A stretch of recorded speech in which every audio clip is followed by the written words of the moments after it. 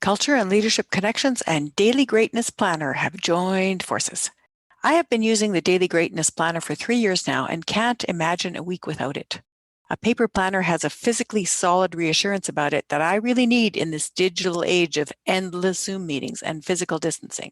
There are planner versions for every type of person, job, business, and lifestyle. They all help you achieve your goals and keep you accountable. Daily Greatness Planners feature a soft cover, stay open binding, paper that is such a pleasure to write on you can just hear it calling to you, multiple check-in tools, note pages, inspirational fill-in-the-blank questions, affirmations, and more. I love that it is offered in several countries, so you don't have to pay ridiculous shipping and duty fees. Even better, if you subscribe to the Daily Greatness tips when ordering your planner, you get 10% off your first order. To choose your planner and access your discount, go to shiftworkplace.com and click on Toolkits. Daily Greatness Planner will pop up right away. That is shiftworkplace.com, click on Toolkits, and you'll see Daily Greatness Planner and all the great options right in front of you.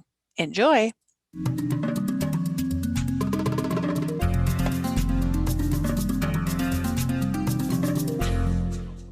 Hello, Culture and Leadership Podcast listeners. Today, I would like to welcome you to an interview with the British-Canadian singer-songwriter Martin Kerr, who has been building his career from the streets, one passerby at a time, and now has a following of thousands. In 2017, he went from busking to selling out the Winspear Centre in Edmonton, then opening for a well-known singer, Sarah McLachlan, at a 20,000-seat stadium, landing his album in the Canadian top 10, and then moving around the world to do concerts in 35 countries on his musical travels. Since that breakout success, Martin has been creating a fresh sound with producer Ryan Stewart, and the result is a new album which is called Everything is Under Control, which has all of his intimate singer-songwriter approach with Stewart's contemporary pop sensibilities. It is really lovely to have you on the show, and I'm really excited to have you talk about musical leadership and moral leadership and spiritual leadership. So thank you so much for being on our show today, Martin. My pleasure. That all sounds very important. I'm not sure if I'm up to the task, but I will do my best. You just have to be your regular, wonderful self, and it will all come through. Thanks for your vote of confidence.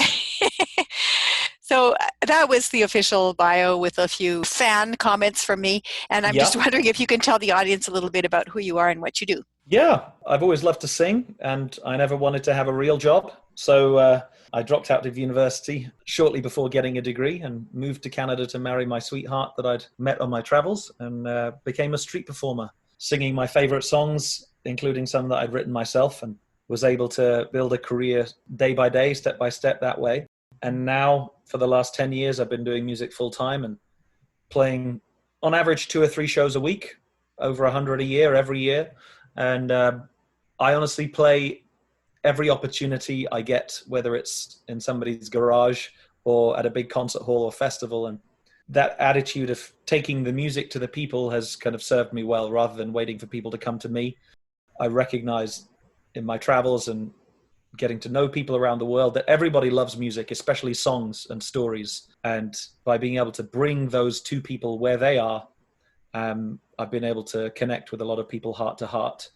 So it's been a bit of an unconventional journey and career, but it's one that I really love. And one that you do so well. You just always feel like you're the only person in the audience, that you're singing directly to each person that's there, but every person that's there feels like you're singing just for them.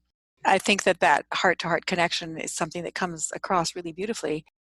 I was wondering if you could share a couple of incidents from your childhood that you think made you into the person you are today. Sure. I'd always loved music ever since I can remember. I was singing. My mum would sing to me all the time, and my dad. Neither of them are musicians, but they love music, and they gave me a love of music. My first experience as a performer really was at 5 years old, my first year of full-time school, the school Christmas play. I was given the lead role of Snow Robin, and I had maybe 6 solos during this little Christmas play, and was basically the star of the show. And but my teacher, who also happened to be the school music teacher, took me under her wing, and she loved my voice and taught me to perform these songs. And my parents had no idea that I was going to be in such a prominent role as they came along to the school play. And because I hadn't told them, and I didn't realize that it was a big deal, I was just doing what I was told. So I was basically the star of the show at 5 years old. And I could feel as we were performing the show how these songs and my voice were affecting the audience emotionally. I could see people with tears in their eyes as I was singing. And my parents afterwards were so visibly moved by the experience and so proud of me that I'd managed to touch the hearts of all the people in that room, that it really gave me such a taste, not only for the music itself, but for the experience of bringing it to people and putting something inspiring and beautiful into people's hearts. After that, I just wanted that feeling again and again. Wow. As a parent, had a similar experience with my oldest daughter, who is also a professional singer and songwriter. And she was 6, and she was put into a prominent role into a musical, and her music teacher, same thing, really took her under her wing and nurtured her and didn't give me any inkling that she was going to be this star of this show and singing all these songs. And every time she started to sing, there was a hush over the school gym audience, and people had tears in their eyes, and they'd look around, who are her parents, and I was like, wow, like this, I was completely taken off guard. Yeah. So I can just imagine how your parents must have felt when they had that experience. Yeah, it was a really memorable time for me. And another one was when I was 13, I had written my first song about a girl I'd fallen in love with that lived far away. It was called 60 Miles Too Far Northeast. And I played it at the school talent show. And, kids at that age can be very cynical and cruel to each other. So I felt a bit nervous pouring my heart out on the stage. But I had the same feeling. It was my first performance of an original song, that people were really taken aback and touched by something beautiful in that song, something very sincere. And I got some amazing compliments from people who had only ever called me names before. So I learned that to be brave and to try something new was really valuable, but also not to care about the results, because I finished 3rd in that school talent show. I was the only person who had presented an entirely original work, but I finished 3rd behind a bunch of teachers who dressed up and danced as the Spice Girls. And and a young lady who played My Heart Will Go On the recorder. So it was a real triumph for the arts. And so that also taught me that sometimes, music's not a competition, and the results in terms of rankings and awards don't matter. What matters is how you touch people's hearts. That's a great story. So you were born into England, into a group in England, or from Scotland first and then to England, right? And so you have regional and national affiliations, and you were born into a religion. You lived in a small town and grew up there. Of those groups that you were born into, what would you say has most influenced your sense of culture and your sense of self and how you influence people? I think my strongest identity for sure comes from my upbringing as a Baha'i. To have a sense of myself as a world citizen is really my foundational identity and how I see myself. I see the world as my home. And I realize that's quite a privileged position. Growing up with a British passport, being able to travel wherever I had the opportunity to go was a wonderful thing for me, but also with an attitude of possibility and idealism. Idealism is sometimes used as a criticism and a pejorative, but to me, it's a wonderful thing to see the best in people, to see the possibilities for the world, and for what you can contribute to it. So there's that kind of perspective of being part of a world civilization that is emerging and recreating itself. And also one of the greatest lessons I've learned from my Baha'i upbringing is that to be of service to other people is the highest rank or achievement you can ever have. So if I find myself doing humble things like playing on the street for people, or singing at an old folks' home or at an elementary school, or for a very small audience in someone's backyard. Even those steps along the journey, to me, those were not discouraging things. Those were opportunities to be of service to somebody. And so to have that attitude that there's no higher achievement than being of service to somebody, I think taking that attitude into my work as a musician has helped me not give up and have the right attitude.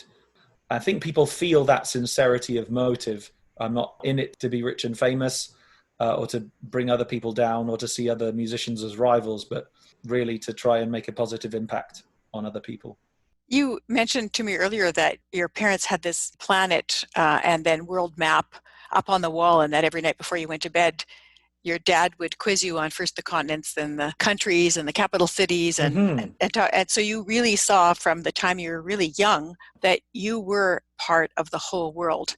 Very few people get that kind of really conscious global education from their parents. Yeah, and I feel so fortunate and lucky to have had that experience growing up.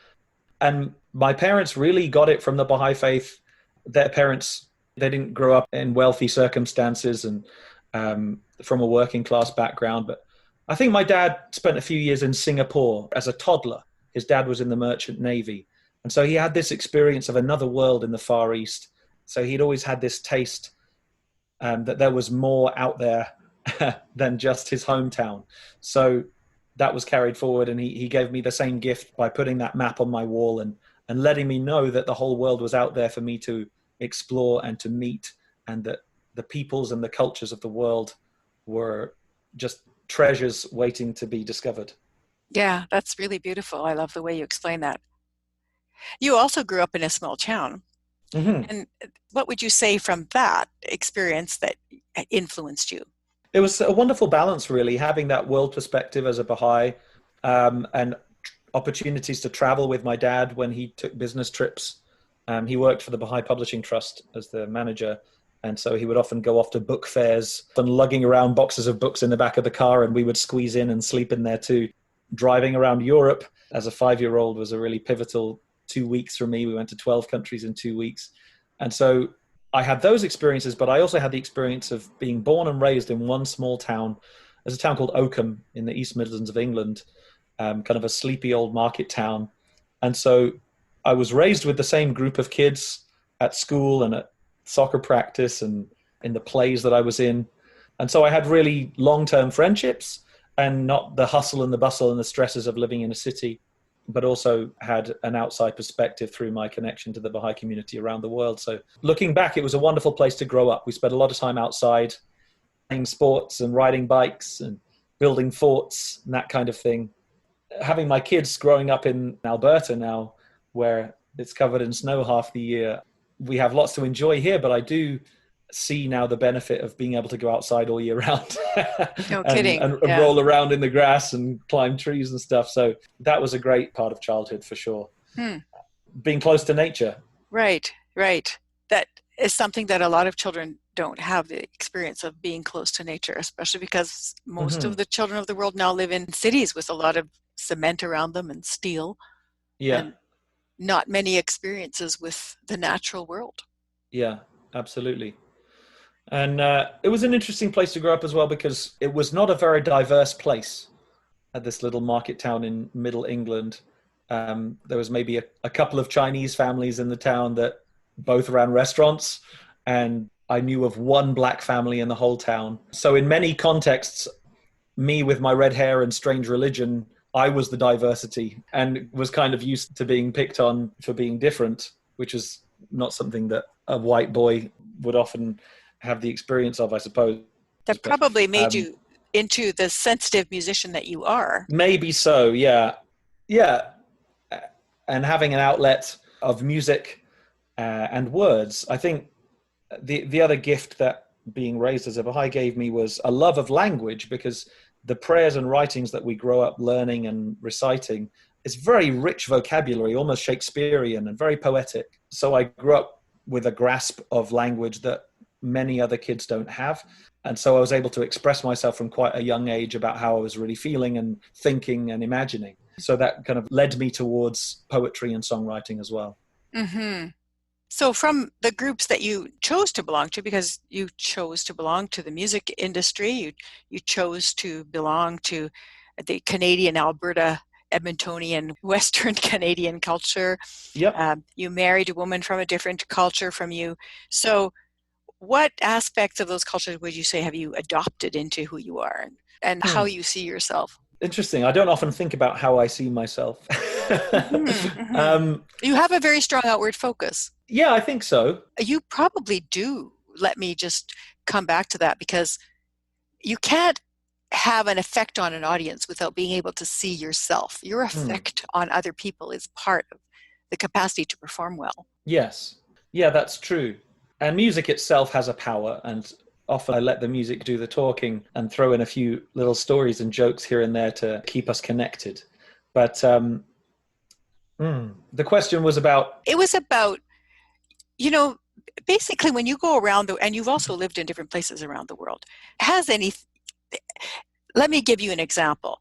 Mhm, So, there are an awful lot of Persian immigrants here where we are right now. mhm, And when I first met Persians, I felt that they were so indirect that I couldn't really grasp things. And I started mm, to, over time, adopt things from Persian culture that I came to love.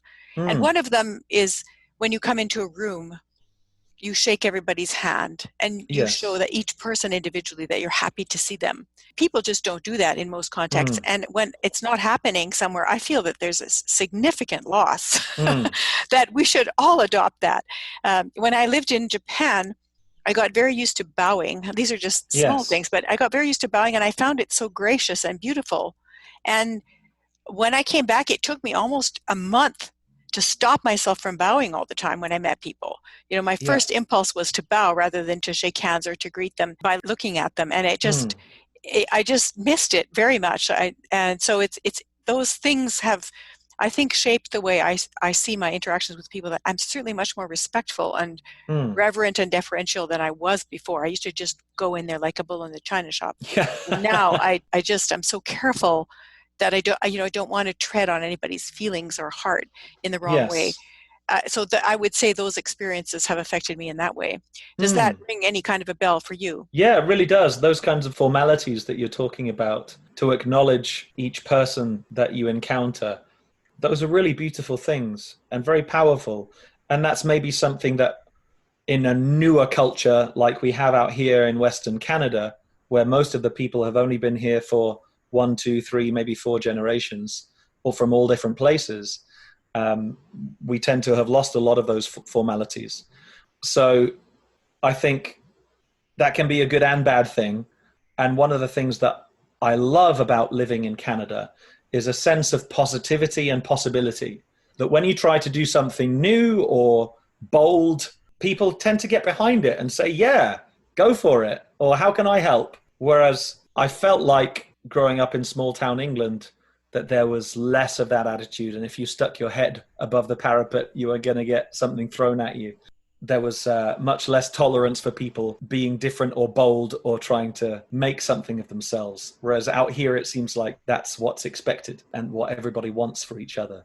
I really enjoy that positivity of Canadian culture. It's an emerging culture that we're kind of figuring out as we go along. And that's one of the exciting things about it. Living on the prairies, people often say that expanse of skies is really conducive to thinking of possibilities. Yes, very much so. And I remember being quite gobsmacked and amazed by the expanse of sky driving down Highway 2 for the first time from Edmonton to Calgary. I had never seen anything like it in my life. So it does inspire wonder, and the sense of space makes you feel appropriately small and can make your worries and troubles seem appropriately small too, and give you a sense of time and possibility that you might not have in more crowded places.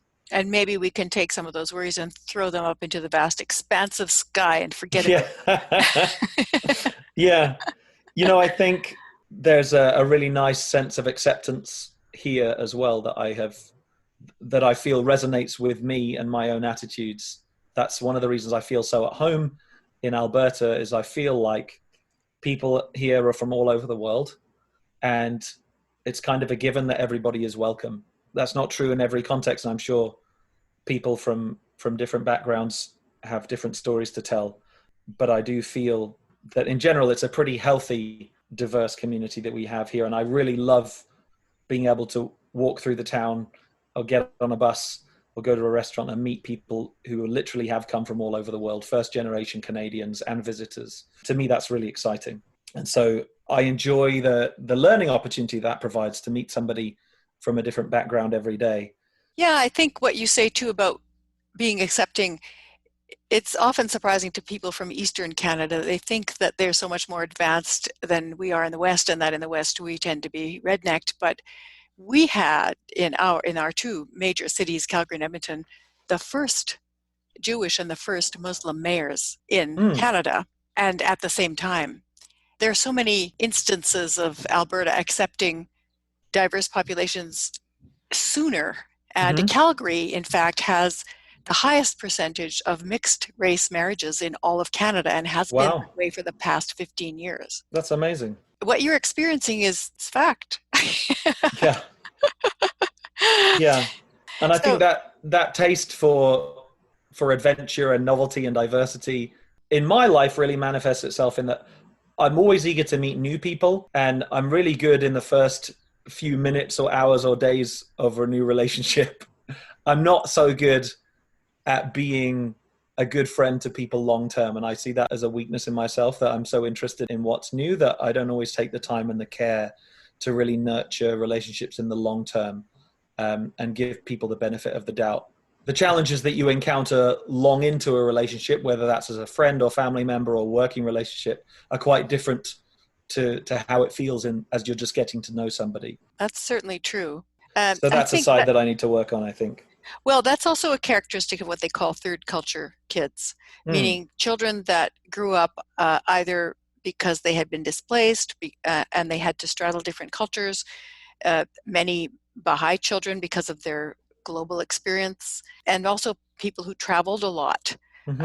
or lived in different countries, learned different languages. They feel that it's easy to connect with people who are not like them and not so easy to maintain long-term relationships in a Hmm. particular geographical location, Yeah. and feel much more at home with novelty than they do with similarity. Yes. I'm kind of allergic to scheduling. I instinctively flee from routine, even though I recognize that it's probably good for me. I kind of have this magnetic aversion to being tied down to doing the same thing each day. And that's one of the reasons I opted for such an unconventional career. But in actual fact, it requires an incredible amount of self-discipline that I don't always find in myself to make progress in running your own business and your own team. So I may have shot myself in the foot in that regard. Maybe not. I'm sure you'll find your balance. But that Hmm. actually brings me to my next question, which is people are born with a temperament which doesn't change. And Yeah. then over time, they acquire personality characteristics that are a result of their experiences and Hmm. responses to the obstacles they face. So, what would you say is your temperament? You just mentioned the thing about aversion to scheduling. Do you think that's part of your temperament? I think being in the moment and experiencing things with all five senses and a connection to the spiritual. I'm not sure if it's born in me or if it's raised in me, probably a bit of both. It certainly hasn't been raised out of me as it is for many people. Um, and so that informs my perspective and my attitude to life, and perhaps my aversion to scheduling, that I don't want to miss something because I'm too busy following a schedule. There's always things happening in the world spontaneously, and I want to be open to those things that I may not have imagined or planned for. So being spontaneous and adventurous and are certainly characteristics that have stayed with me and grown. And I think the fact that I had a stable, positive, safe upbringing and never experienced any real trauma was a massive privilege, and also has given me an attitude that the world is generally a safe place. I know for many people that's not the case. So I feel very fortunate in that regard. But that's kind of my attitude to things, is that everything will work out and that I'm going to be all right. So that gives me a freedom to try things and to meet new people and to take risks. And I want to take advantage of that. It also makes it easy for other people to interact with you because you're a safe person. Maybe so. Yeah, Yeah. and you're not going to suddenly do something volatile or show great lack of integrity or anything like that because you're solid in the way that you approach life, seeing the world as a safe place Hmm. and working in safe ways and being informed with spiritual principles that makes you a safe person to be with. What Yeah, I would hadn't you thought of it that way. what would you say personality-wise have you added on to what you might have been born with? A little bit of irreverence, perhaps. um, I I appreciate a lot of dark humor. Yeah, maybe my sense of humor is a little bit risque sometimes. So that's something that probably my parents didn't intend for me. But I think that there's a kind of an undercurrent of questioning the way things are that I've inherited and kind of run with a little bit. So a slight attitude of rules are meant to be broken, or at least to be explored. It sounds to me like you built on your temperament in a fairly solid way. Hmm. So you expanded on what you had. Sometimes Yeah. people make a pretty drastic change, and other times they just aren't really aware of what's what. But I would say you're pretty clear on how you move through the world and how you like to see things, and then you've just used that as a foundation to build on. I like to challenge myself step by step and try something a little bigger each time, and sometimes a lot bigger. I've gone Right. from playing on streets to playing in progressively bigger theaters and on my own dime, taking the risk to put down a deposit and sell the tickets myself with a bit of help from my friends. Which has turned out amazingly well, but not without a lot of blood, sweat, and tears. Yeah, and I think that's something that I've been pleasantly surprised by. The idea of running a business seemed like a very scary thing, and I never saw myself as a businessman. I wanted to be an artist and an explorer and a singer and performer, not a business person, but I am a business person now, and it's not as scary as I thought. And what has surprised me is that, I grew up assuming that the world of business was very cutthroat. And maybe it is in the higher echelons, but I find as a local business person working in fairly humble circumstances that for the most part, other people want me to succeed. And when I ask for help, people step up and offer it. I'm constantly and very pleasantly surprised by how much people want to help me when I ask for it. So that has been a real blessing and an encouragement to me. And so that's something I've learned, I think, is to ask for help. And that's maybe not a very manly thing. That's probably one of the things I'm most grateful for, is that I wasn't raised to be manly. I was allowed to have a feminine side and to cry and to sing and dress up and all the kinds of things that kids do, but some boys are told not to do. So I've not been afraid to ask for help, and people have really blown me away with how much they have offered in return. I'd say you seem very strong and solid in your masculinity. And that's probably because you didn't have to feel that you had to fit yourself into some kind of a small mold that was Mm-hmm. of what was expected of you, that you could actually explore things and find out who you were as a man. Yeah. And I haven't often talked about this on the podcast with people, but I'd say a lot of men are very uncomfortable with themselves. And Mm. I don't feel that from you. I'd say you're pretty comfortable with yourself. Yeah. I mean, I'm not always proud of every choice I've made in life, but I do feel comfortable as a human being, as a man, as a father. I don't feel like I have anything to prove. I feel like each day is an opportunity. And I really do feel lucky that I grew up with strong female role models and with the real sense that girls were as good as boys and were as valuable, if not more valuable than men in many ways. Many of the most influential people in my life were women, teachers of music and drama and at school, and my mum and my sister. I have an older sister, so I was very dependent on them growing up. Yeah, and to me, it was never a question that women were in any way lesser than men. So yeah, I was never discouraged from expressing any so-called feminine traits, and I think that allows me to be very comfortable in my own skin, even though I'm not the most butch of guys. That's never been a problem for me. But you do have an adoring female fandom. Yeah, It probably wouldn't even have happened if you wouldn't have just been comfortable with who you are. It's authenticity that's attractive. yeah, I agree. And that's what I'm attracted to in other people. And that's one of the wonderful things about getting to work in the arts, is that people are making their living out of being authentic and exploring what that means. So, one of the things I didn't anticipate about being an artist is it's sometimes how lonely it can be. And it's a bit of a trade-off because I'm very independent being a solo singer-songwriter. I don't really have to count on too many other people.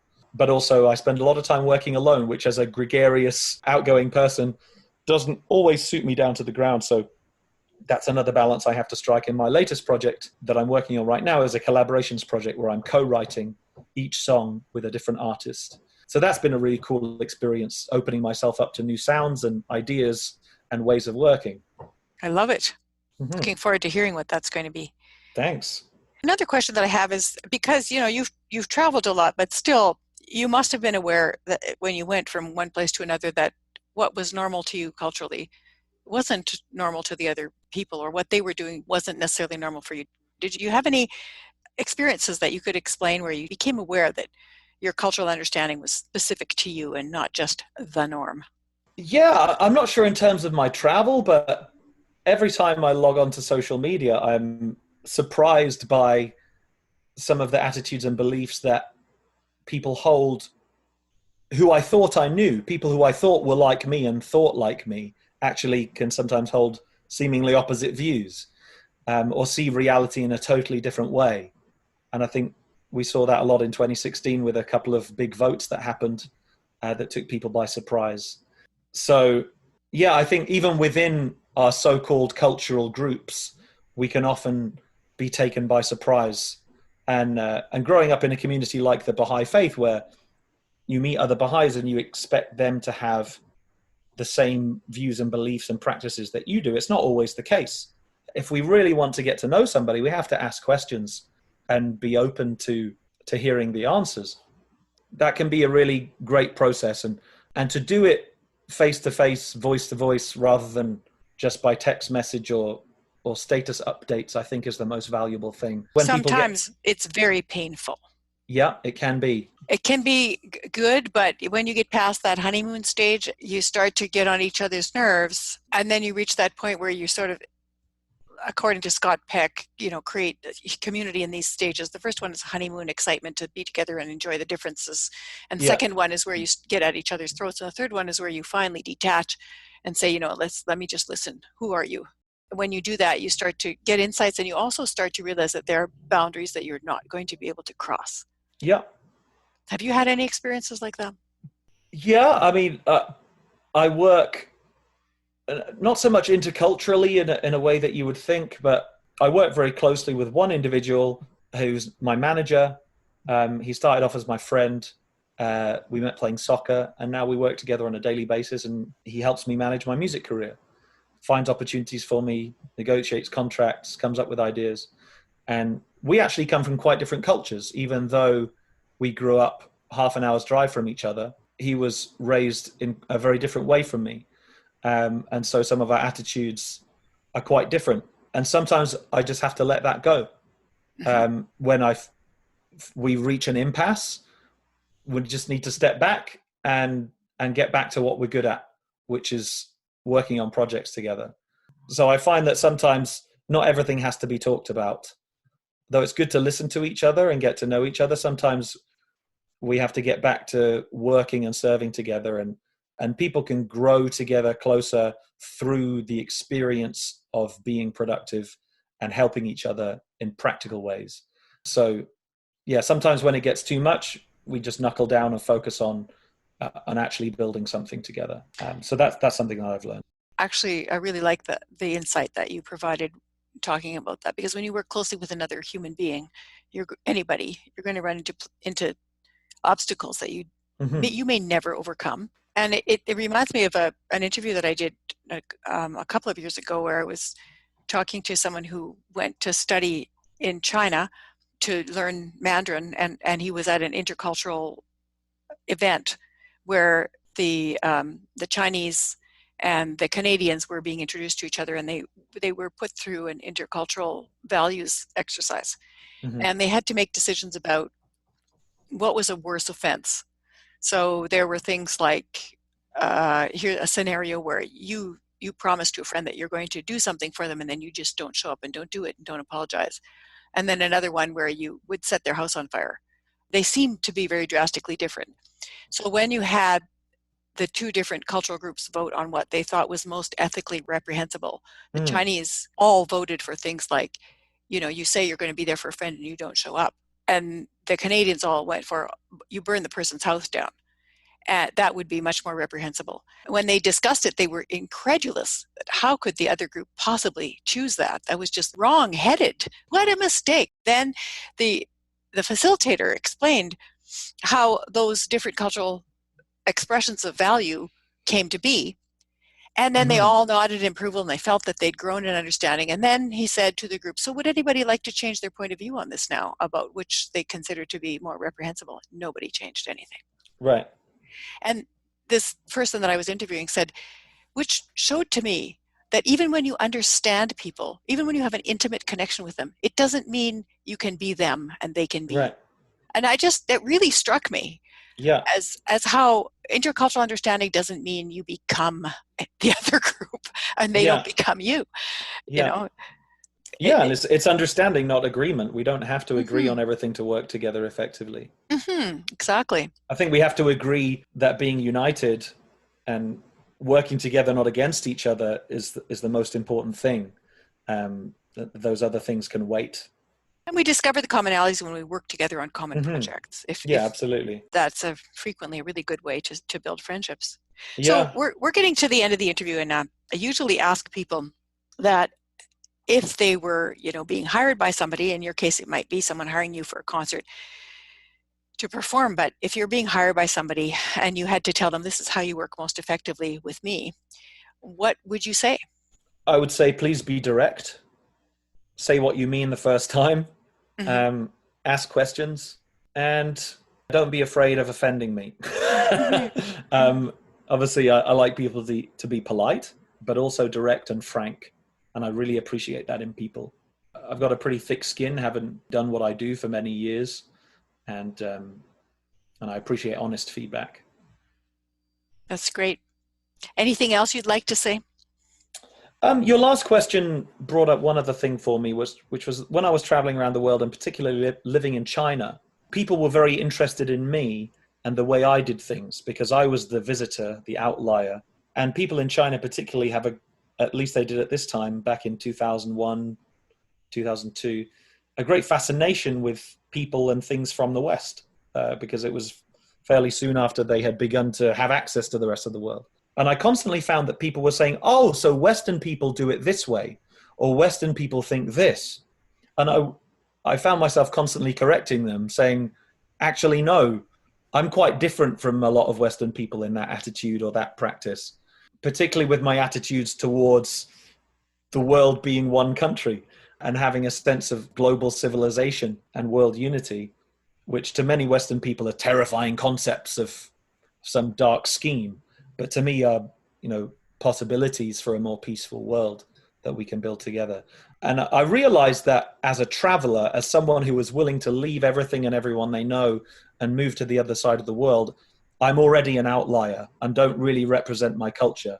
So people are looking for me to represent England or Canada or the West, when actually I'm quite different from most people, because most people would never move to China and start all over again.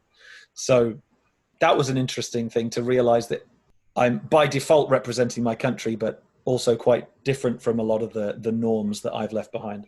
Mm-hmm. We are individuals and yet we belong, and we don't Mm-hmm. belong, and in not belonging we still belong differently. It's a whole sort of mystical connection between the micro and the macro, and the individual and the collective. But it's interesting to think about, for sure. Is there anything you'd like to share with the audience or promote? There was one more thought that came to my mind, which was a kind of catchphrase that I developed for myself when I lived in China, was that every place has beautiful spots, and every person, no, what was it? Every place has good people and every person has good places. That's what it was. I was saying it in Chinese to myself, so I had to Why don't translate you for a moment. say it in Chinese so we can hear it? 每个地方有好人，每个人有好地方. And I'm Mm. not sure if that's grammatically correct in Chinese, but it made sense to me that every place has good people and every person has good places. To look for the good in everyone and every place you go. There's always wonderful things to discover. So yeah, that's kind of been my attitude to exploring the world, and to exploring new vistas in business and in art, to look for the positive. In terms of things to promote, I love it when people listen to my music and feel inspired by it and want to share it with other people. I have a fun song out at the moment called The Isolation Groove, which I hope will help people get through some of the lonely times that we might be experiencing right now. It's a bit fun and silly, and it has a fun little dance to learn as well on the YouTube video. So that's something you can share. And there's another one called You're Amazing, which is very shareable and tends to make people smile. So if you know someone who could use a lift, send them one of those videos, and hopefully it'll make them smile. Oh yeah, they're both great. I've shared them frequently with people. Thank you. Yeah, they're super.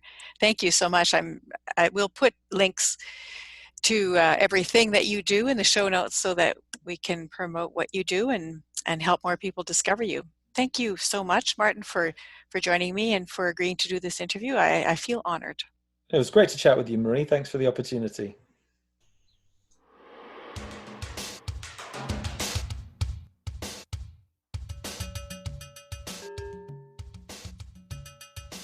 From a 5-year-old star in a Christmas play to a 13-year-old love ballad to an internationally renowned singer and songwriter, Martin Kerr has spent his entire life touching hearts and spirits with the power of his voice. His experience growing up with a world citizen consciousness in a small English village set him up to pay attention to both the micro and the macro, developing an ability to take tiny daily actions and turn them into universally applicable tearjerkers or stinging commentaries on social justice. Martin leads through voice and through emotion, but he is grounded in a powerful spiritual reality that shapes and forms his sense of self, culture, and leadership. That spiritual reality is the teachings of the Baha'i Faith, from which he derives foundational beliefs about the elimination of prejudice, the equality of women and men, and the independent search for truth. I very much enjoyed my interview with Martin Kerr, and I'm a big fan of his music, which you can find by Googling Martin Kerr and by checking out our show notes on the shiftworkplace.com website under podcasts. Thank you for listening, and may culture and leadership connections continue to inspire and guide your day.